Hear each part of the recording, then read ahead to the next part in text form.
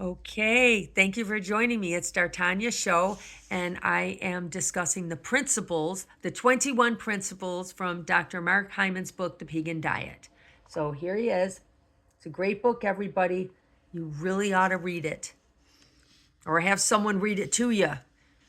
Just get this book. It's a great book. It's good for you and it's good for the planet and everybody else. So here we go. We are on Principle 6. Be picky about poultry, eggs, and fish. Make sure your chicken and turkey is as close to pasture raised free range as possible. Stay away from the natural label. It doesn't mean crap. All right. He even states that in here, and I knew that. Yes. Beware when they say natural. Steer away from vegetarian fed or, grain fed. Don't. They are not vegetarians. They eat worms, they eat bugs. And that is protein for them, and that means protein for us if you're eating the eggs or the meat. Stick with low mercury fish 3 times a week. So eat wild fish and seafood. So wild salmon, either canned or fresh, small low toxin fish, sardines, anchovies, herring, and mackerel. You can even have for seafood like clams, shrimp, scallops, mussels. So those are very good. If you want a place to go online where you can check what is healthy or what's good fish, meaning clean fish, it's called cleanfish.com. Oh, it's called cleanfish.com. There you go. So there we go. That is absolutely perfect. Now have fats with every meal. That is very important. I have a variety. I put avocado, I put coconut fat, I put extra virgin olive oil in the drinks that I make because it is very important to have that. So here we go. And this is the avoid or limit. Okay. Have fats with every meal. Do not have the soybean oil. Don't cook with it. Canola oil, corn oil, safflower, sunflower, peanut, vegetable oil, grapeseed oil, vegetable shortening, margarine and butter substitutes. You don't want that at all. Anything that says hydrogenated, you don't want. There's a ton of stuff that you can cook with. Organic extra virgin olive oil, organic avocado, coconut oil, and that can be cold pressed. That's the best. Try to go for organic. If you can't, oh well. But that's what you go for. They have butter from pasture grass-fed cows or goats, grass-fed ghee. There's a ton of, things that you can use that are delicious and good for you. And sometimes they do fat bombs. They put it into their coffee. I saw something about that. I thought that was strange, but you know what? If you do that with your coffee, you get some fat, right? So here is principle 8. Avoid dairy mostly. Okay. The calcium myth. We were told that the biggest reason we needed dairy is that it's the best source of calcium and it will give us strong bones and reduce fractures. Oops. Not true. Besides the fact that countries with the highest dairy intake, like Sweden, have the highest fracture rates, and countries with the lowest intake, like China and Indonesia, have the lowest fracture rates. So 1 glass of milk a day consumed as an adolescent increased fracture risk by 9%. Now, I don't know. This doesn't mean that goes for everybody. I know a woman, she lived into her 90s, and every day of her life, she always had a glass of milk. I don't know if she ever broke a bone, but she was still walking around in her 90s. So remember, this is dependent on you. It's very personal. I've never broken a bone. And you would have thought, if you heard the story of my life, that I would have broken many. I never broke one. And I do attribute that to dairy. So, it does cause a lot of problems if you don't get clean dairy. And I do get clean dairy. So if you're going to do the dairy, please make it clean. All right, there it is. Okay, there it goes. If you love dairy, try sheep or goat or some heirloom cow products. They have less inflammatory and better tolerated A2 casein. Casein is not a good thing. Most cows today have high levels of the protein A1 casein, and that causes a lot of inflammation and sickness. So avoid or limit all dairy, especially if you have acne, digestive issues, or an autoimmune disease. Whoops. Well, I'm going to have to take a look at that. Skim milk, low-fat or non-fat dairy is not good, he's saying. Cheese made from skim milk or reduced fat milk, no. So do grass-fed, full-fat unsweetened yogurt, kefir, fermented cow milk, or I do the, what is it, the non-dairy kefir, grass-fed butter or ghee, goat and sheep dairy if not dairy sensitive, because you could be dairy sensitive. Eat like a vegetarian.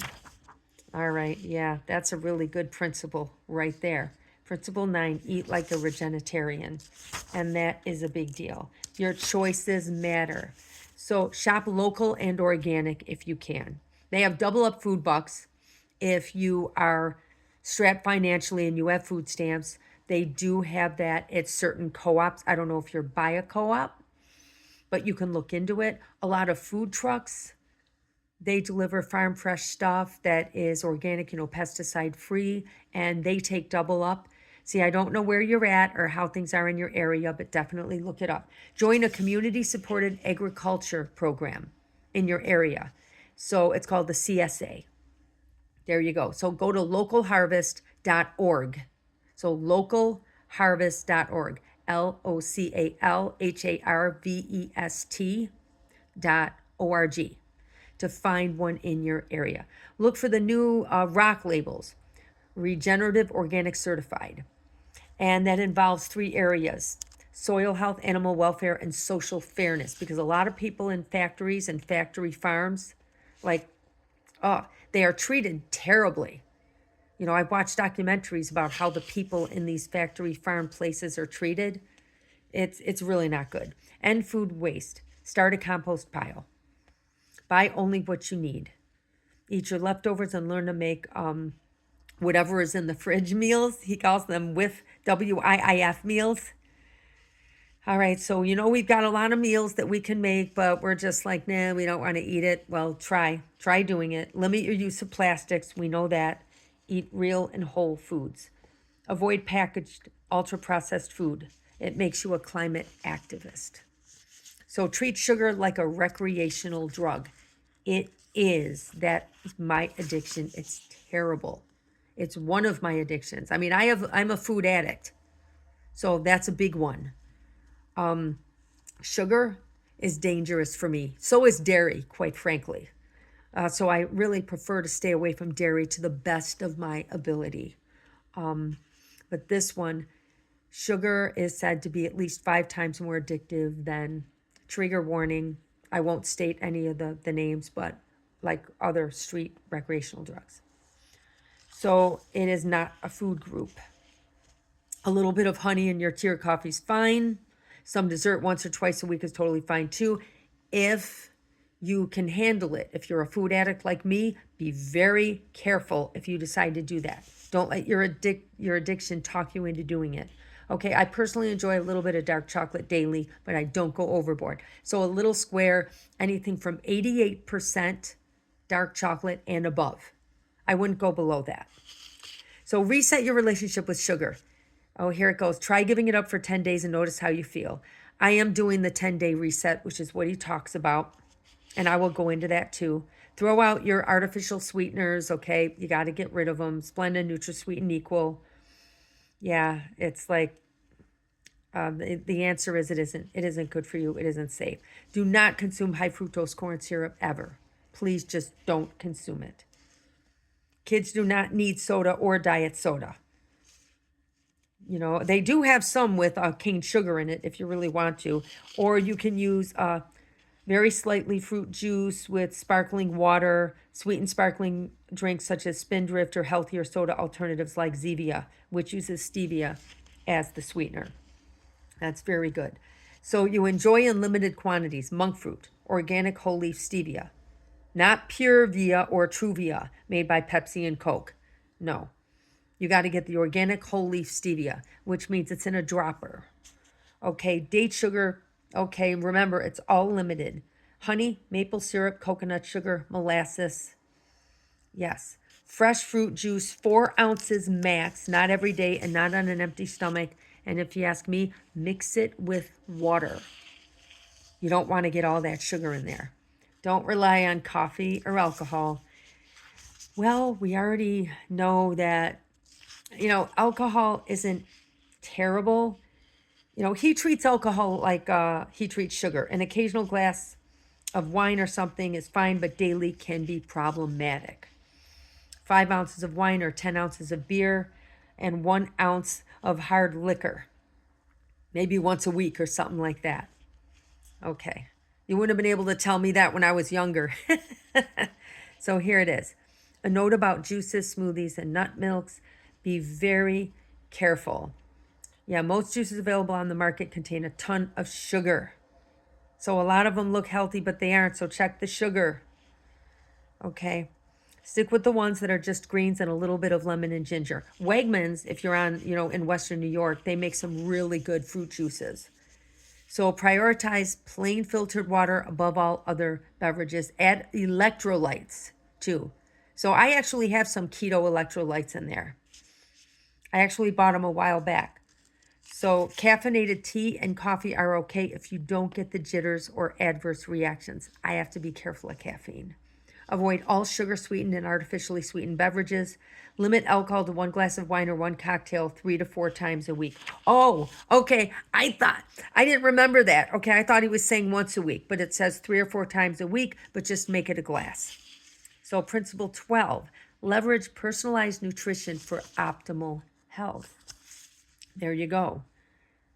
That is true. You can get nutritional testing, hormonal and metabolic testing, food allergy and sensitivity testing, personal history, and family history. You got to take those all with a grain of salt. So there it is. You eat whole, nutrient-dense food, low glycemic food, plant-rich food, good fats, and high-quality protein. Often just this alone will improve your health dramatically. Do an elimination diet for 21 days. If you're just getting started on your health journey, remove wheat, gluten, dairy, and sugar. That is to tell you what you are sensitive to. I already know what I'm sensitive to. And right now with my stomach the way it is, I can't have kale, spinach, even steamed. I can't have any of it. I can't have romaine lettuce. It is really sad. I can't have my salads or anything like that. I can't even do my raw meal drink. Some people don't like raw meal because Nestle bought them, and Nestle is one of those big food corporations, so people don't like them. But it looks like I can't have them anyway, so go for the clean program. Go check that one out. It's the clean, CLEAN program, PROGRAM. Thecleanprogram.com. Go online, check it out. I do admit it's good. I'm not saying it's the best, but it might work for you. I've got it out there. So here we go. Principle 12 takeaways. All right, we did that. All right. So get the right test. You got to ask your doctor to run NMR lipid test, fasting insulin and glucose and hemoglobin. Also ask your doctor to run nutrient testing to see if you're deficient in critical vitamins, minerals, and nutrients. I am not. I've gotten them done several times. Try genetic testing as well. Find a functional medicine doctor. I know my insurance doesn't cover them, so I understand. Oh well, what can you do, right? So principle 13 is cleanse, detox, and reset. I'm doing the reset right now because I already know what my sensitivities are. I'm doing the 10-day reset. I'm actually doing a colon cleanse right now, but I will be starting the clean, detox, and reset in a couple days. So I shouldn't have said I started it already because I did not, but I'm going to be. And I'm cleansing. I'm only drinking juices, not high sugar, low sugar. So I got to be careful of that because low sugar could slow down my digestion as well. So it is what it is, but the reset is very important. He says, what you eat. Pasture-raised chicken, turkey, duck, pheasant. So pasture-raised, pretty much all of it is free range and pasture-raised. And you can have your fish and seafood and be careful. Make sure you go to that, I think it's, what did I say, cleanfish.com? I think that's what he said. All right, so nuts and seeds, you can have them. Try to be as organic as possible when it comes to them, but he doesn't necessarily state that. So there we go. All right, so when you eat, time-restricted eating, in other words, intermittent fasting, I didn't even know I was doing it before, but I was. I've been doing that for years, but the way I can eat, it won't make a difference. My problem is in one sitting, I can just scarf a bunch of food, and that's not really good for you at all. Eat until you're 80% full. A food addict it doesn't really help them. So the important thing is our detoxes. So here's the cleanse, detox, and reset takeaways. Principle 13. Follow the eat this approved foods for 10 days. Remove the don't eat foods. And follow the 12 or 14-hour window. So stop eating at say around 7 or a couple hours before you go to bed. And then you don't eat again until 12 or 14. I go 16 hours sometimes. That's what I like to do. So I can't think of the word. Autophagy. It's when your cells don't have anything to do, you go 16 hours without food, they start cleaning up the waste because they've got no food to, digest and process. So what they do is they start running around and cleaning because they've got all this extra, time and nothing to do because there's no food there. So it cleans your body, it cleans your cells out, it helps your mitochondria and your function in general. So there it is. Set up a sleep schedule. Commit to a bedtime daily. So turn off the electronics at least 45 minutes before bed. I have been getting better at that. And spend the time before you sleep on active relaxation. Take a hot Epsom salt bath, practice yoga. You can read and do some deep breathing or meditation. That is great. Assess the risks and benefits of a vegan diet. You got to get your protein. And you'll have to eat a lot of beans to get the same amount of protein as from, a palmful of chicken breast. So mostly you're going to have to do more. I think tofu is good. Replacing starch with vegetables, good fats, and protein is essential for vegans. Eat real food. There are some processed food vegans out there. It's sort of a cheat. A lot of people do it though. I know I went for those fake chicken nuggets, and they really aren't that bad. They seriously aren't. They're quite good. So eat a whole foods, plant-based diet. Make sure to eat all your green leafy vegetables, which I can't do right now. Stick to whole kernel grains instead of processed grains. And brown rice, wild rice, quinoa, or buckwheat to your meals. So that's half to a cup of those. Manage insulin and hunger by eating good fats. Eat avocados, nuts, seeds, and extra virgin olive oil. And I think also that includes coconut. But of course, coconut is sweeter and has a little more sugars in it. Maybe that's why he doesn't mention it here. Eat protein-rich vegan foods. Tempeh, tofu, lentils, lupini beans. I've got those in the fridge. Oh, are they good? They are very, very good. And I spice them. Well, what I do is I rinse them with filtered water. And then I put extra virgin olive oil in it. And then I add spices and I just shake it up and put it in the fridge. And I have a handful a day. It is fantastic. And I will be doing that in several days. Okay, I did that. Add a protein shake. Try a pea, pumpkin, or hemp-based protein powder. I think Owen is supposed to be quite good as far as I know, but just read up on it. Do your own research, okay? I'm not like the ideal person to, come to if you want advice on the best shakes, but I know Garden of Life did have a good reputation until Nestle got a hold of them. And Owen is keto. So it's got vegetables and all kinds of things in there that's supposed to be good for you. And I add some chia seeds because my stomach is insensitive to that. So you can eat your chia seeds, put them in there. You can blend them up too. This gelatinizes them faster and makes it thick like a milkshake. But Owen is pretty good. I mean, it already is thick. So take supplements. Multivitamin. I have to take one with iron. Vitamin D, omega-3 fats, zinc, iodine, vitamin B12, and especially for women who are of the age where they're still menstruating. They need the iron supplements. He does mention that. So yes, you can get good Pegan shakes. Oh, he's actually got it. Okay, here it is. Getfarmacy.com. So that's GETFARMACY.com, com//Pegan, Pegan. And there you go.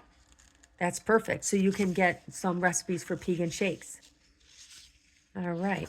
Now, principle 15, eat for your gut health. You really need to do it. Who knew that, your stool was the key to health, weight loss, and longevity? Hippocrates did. He knew it when he said all disease begins in the gut. It's amazing. That was thousands of years ago. What happened? It makes you wonder. He's got prebiotic foods. Look at this. So if you have small intestinal bacterial overgrowth, these foods might need to be introduced slowly. Too many prebiotic foods all at once can exacerbate symptoms like of IBS and things like that. So there it is. Apples, artichokes, you got to be careful of. Asparagus, dandelion greens, Jerusalem artichokes, jicama root, onions, garlic, and leeks, plantains, and underripe bananas. Polyphenol-rich foods like cranberry, pomegranate, and green tea, and seaweed. So these foods you have to introduce slowly, especially after you go through your cleanse. Seed, add in the good bugs. See, I can't have the fermented stuff because it's too tough on my stomach. That is really too bad because I love it. I can have tempeh though, because there's not vinegar. There's not a lot of things that will upset my stomach. Now, the fiber-rich foods, I can handle avocados, broccoli, Brussels sprouts. I can handle that too. Not cucumber. Can you believe it? I can't handle that one. Kale, nope. Lentils, nuts, and seeds, especially sprouted. Olives and olive oil. I can do the olive oil. Pumpkin, spinach, strawberries. Ooh, I like strawberries. All right. For severe cases of gut dysbiosis, like mine, because he had it for a while because of a ton of antibiotics, he recommends a super shake designed to quickly heal a dysfunctional gut. It cured his colitis in weeks. Whoa. Really? But he had the opposite as I had. He had something different. I have the C. I think he had the other one. So, it's a little different, like I said, depending on the person. So there you go. Principle 15 takeaways, weed. Follow the Pegan diet and remove all sugars, artificial sweeteners, starchy foods, gluten, and wheat, and processed foods. And if you can get a functional medicine practitioner, do that. Or read books. Educate yourself like I did. Seed. Eat probiotic-rich foods like tempeh, sauerkraut. I can't do that, but miso I can. Kimchi I can't, not right now. All right. So eat prebiotic and fiber-rich foods such as garlic, onions, avocado, and green leafy vegetables. You can do that. I can handle onions. I can do that, but not green leafy veggies. So principle 16, eat for longevity. There it is. Lifespan versus health span. Most people spend the last few decades of their lives with dysfunction, here I am, disability, here I am, and suffering from preventable and reversible ailments and on piles of pills. Well, I'm not on piles of pills. I was smart about that. I didn't let them get me into that, thank goodness. My whole life, people have been pushing pills on me. I was good, very rarely did I ever, end up taking anything just for a short time to see if something would work, and it wouldn't. So, unified theory of aging. Exercise and intake of omega-3 fats just before your protein intake can also increase muscle synthesis. Goat whey protein powder is a great alternative for those wanting to avoid cow dairy and meat. Wow. No matter how old you are, you should be focused on longevity and maintaining strength, vitality, and energy. So there it is. Incorporate your time-restricted eating. Do the 12 hours. If you stop eating it at 7, don't eat until after 7 the next day. If you can do it, try a 16-hour fast twice a week or more if it works for you. It really works for me. If I could give up all food in general and live a healthy life, I would do it. But that just doesn't work for me. I've seen people that live on that sunlight, like a sunlight diet. I don't know how real it is, but that's not going to be me. Focus on fixing insulin resistance. So there you go. Ask your doctor to test you for your fasting insulin. I think they should test you after you've eaten a meal, like an hour afterwards too, because you got to know how your body processes that stuff to know if it's handling it, right? I don't know. I know I took one while I was pregnant, but that was a long time ago. Focus on disease-fighting foods. So there you go. Green leafy veggies, polyphenol-rich foods, cranberries, blackberries, wild or organic blueberries, pomegranate, and green tea. Deeply colored plant foods should be the majority of your diet. Don't forget turmeric, vitamin C-rich foods, cruciferous vegetables like broccoli, and oysters, it says here. So remember, now some of you can't have turmeric. I know if you're on certain medications, you got to ask your doctor, if you can do this or have certain things. So you build muscle. I'm not good at that. I really got to start working out, but I don't. But that's something you should be doing. So start small. If you can find a trainer or be your own trainer and work your way up to heavier lifting, go on YouTube, right? They've got programs. And 24-hour fast once a month, especially if you are overweight or over fat. Here's a new term, over fat. Thin on the outside, but fat on the inside. Wow. Or metabolically unhealthy. Wow. Over fat, I forgot about that. Okay, if you start with these 4 habits, which is focus on fixing insulin resistance, focus on disease-fighting foods, build muscle, and incorporate time-restricted eating. Those are the 4 habits. You are well on your way to better health. Remember, you can become young at any age. Principle 17, eat to boost mood. That I like. That is amazing. There's links between nutrition, mood, and behavior. Eat a brain-boosting diet. So here it is. I go to the Principle 17 takeaways because, of course, it's less time. Balance your blood sugar. Don't skip meals and eat a palm-sized portion of protein, healthy fats. Oh, he says you eat a palm-sized portion of protein, healthy fats, and plant foods with every meal. And don't skip meals. Imbalanced sugar alone is enough to make someone feel depressed, anxious, forgetful, and scattered. That is very true.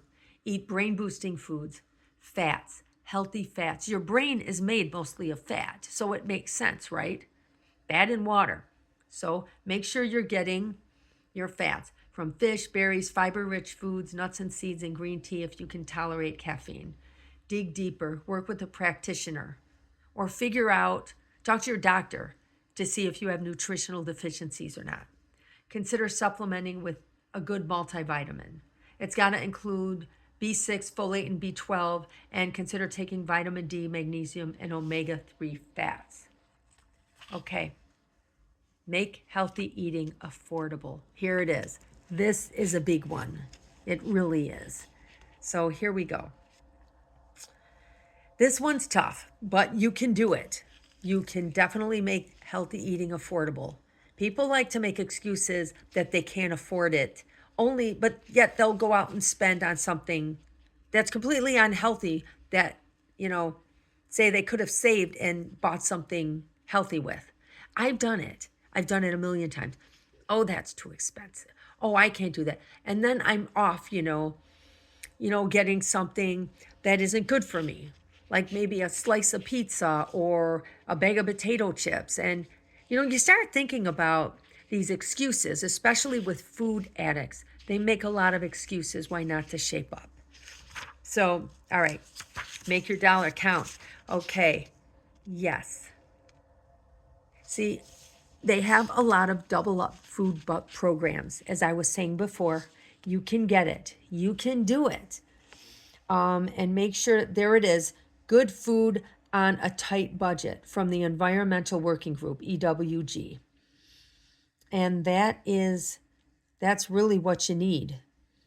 You got to stop buying the crap, and all that money that you save by not, buying the crap, you can definitely afford to buy healthy food.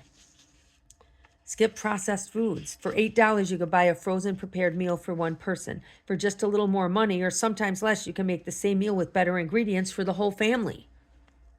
And he's right. Fruits and veggies pack a lot of nutrients for little cost. Remember, fill 75% of your plate up with non-starchy veggies.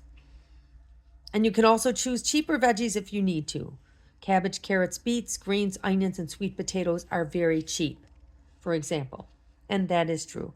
They have I think it's called Misfits, or they've got another one, Imperfect Foods. And don't forget CSA, Community Supported Agriculture.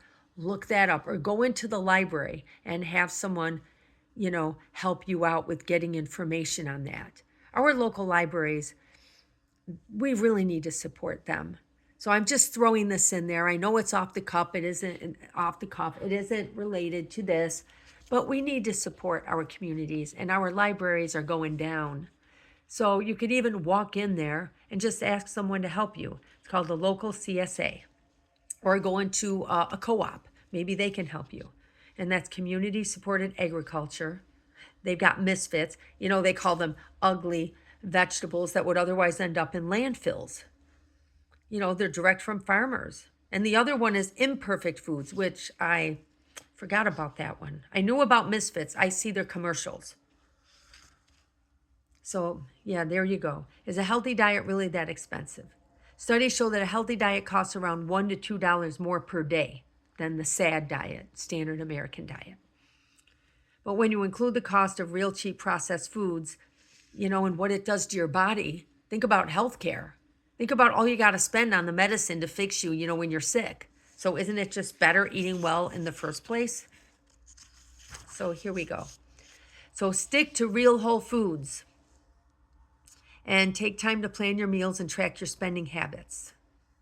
These two habits are underrated when it comes to saving money on food. That is so true. Master 5 recipes that are affordable that you can revisit every week. Shop online and at discount stores if you need to. Walmart, Costco, Trader Joe's, and Thrive. And there's CSA again, Community Supported Agricultural Program, to get farm fresh local food. So check it out. And don't forget the good food on a tight budget, ewg.org, O-R-G, to source the best foods at the best prices. Now here is Principle 19. Feed your kids what you eat. I have noticed this. People don't do that. They'll be eating healthy, trying to do all the best things, and then they're feeding their kids, plates of pasta, which can make them insulin resistant. You got to be careful of, what is cheap to feed your kids. It's convenient, but it isn't always good. Okay, so raising healthy eaters starts early, very early. Epigenetics, yes, and how our genes get tagged or programmed by our environment for health or disease begins in the womb. So there you go. If a mother is eating sugar and crap, then the baby's genes get programmed for obesity, heart disease, diabetes, and cancer. So they're being born with strikes against them. So make sure, eat well even before you get pregnant. Just eat well in general, and teach your kids to eat well now. So when they grow up and have kids, they're not going to pass down crappy genes easily triggered that can cause cancer. Okay? That's a very good point. When she was 3 years old. Oh, I see. His daughter, when she was 3 years old, she binged on Brussels sprouts. So he was really putting it into kids' healthy eating, putting it into his children. Families who cook and eat together build healthy habits together. So remember that. Try to get your kids involved. I'm not saying give them, hot stove detail, but, have them help prep a little bit if they can. No sharp knives. So here it is. Feed kids what you eat. They do not need to eat off the kids' menu. Yeah, the countries like Japan and France, what they eat for school lunches compared to school lunches in America, you'll be shocked. That is true. Start babies at 6 months with mashed fruits and veggies. Avocado is one of the best first foods for babies. And you can make your own at home, like get one of those NutriBullets. I think they call them baby bullets. You can just put all the stuff in there and mash it up. Involve your toddlers and older kids in meal prep and planning. Right there. Get them involved in eating well. Bad food creates bad behavior and impairs intellectual development. It does. Remember, you feed your body poison, it will create poisonous versions of what we need for good health. And it will make our health go downhill, especially in our children. Feed kids brain foods: eggs, small fatty fish, greens, nuts and seeds, and berries. Healthy fats, omega-3 fats are necessary for building a resilient brain. So eat Pegan with your kids. Encourage them to follow, the Pegan principles. Now make healthy habits stick. Eat well, sleep well, and live well. Oh, yes, sleep is one of the things that I have a big problem with. So make your choice every single day and identify your why. Why is optimal health important to you? Why is it? Why is more important than how and what. So use this why as the guiding light that will keep you focused on your goals. Think of your why every single morning. Why don't you print it out? Put it in your kitchen or on the stove or bedroom, office, maybe something printed, or you can write on a little post-it in your car. Think of your goals often so you don't get sidetracked and fall into bad habits. Keep a journal if you have the time and schedule time during the day to work toward them. Use friend power. Okay, if you've got friends that are willing to do it with you, that's even better. They are a great support group and you can get them involved. I'm sure they'd want to do it with you. Start small.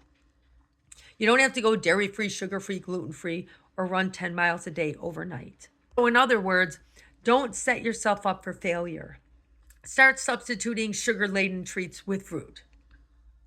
Then try adding more veggies to each meal.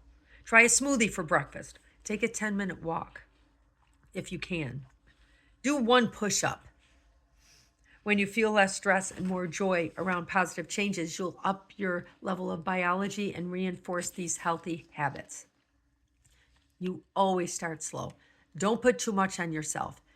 That's what I was worried about with my videos. I said, I'm going to do it every day, but I'm going to make them short. Except, of course, for this one that's heading on 40 minutes. So I hope you can stick it out. Study habit change. Learn about science-based behavioral strategies from experts like B.J. Fogg, F-O-G-G, from Stanford University, in his book, Tiny Habits. They teach you to make tiny little changes. The small changes that change everything. Because then you do the small changes for a long enough time and then they lead to bigger changes. Or there's another one, Charles Duhigg, D-U-H-I-G-G, in his book, The Power of Habit. Why we do what we do in life and business. So there we go. And principle 21, start the Pegan diet today. So this is a great book, like I said. So you got your recreational treats, a tiny little part of the pyramid on top here. I'm going to show you. All right. I don't know. I'm hoping you could see that.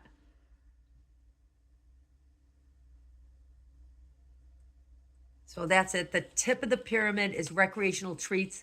Then it goes down to herbs and spices, then beans and grains, and under that, fruits and starchy vegetables, then nuts and seeds, fats and proteins are second from the bottom, and then non-starchy veggies. So there you go. Look at that. He puts nuts and seeds, right there below the fruits and starchy vegetables. Wow. Oh, I see. That's why, because fruits have a lot of sugar. Sorry, I hope I don't keep disappearing from the lens. Okay, here it is. Yes, so the non-starchy veggies are the ones on the bottom. Those are most important. Then the fats and proteins, and you build up nuts and seeds, then fruits and starchy veggies, then beans and grains, herbs and spices, and recreational treats. Not bad. I like that food pyramid. That's the healthy food pyramid, not the one that we have in place. I think they changed it before. I think they did. They made changes. So there you go. And then you learn to cook your veggies well. Make sure not to put it on too high of a flame.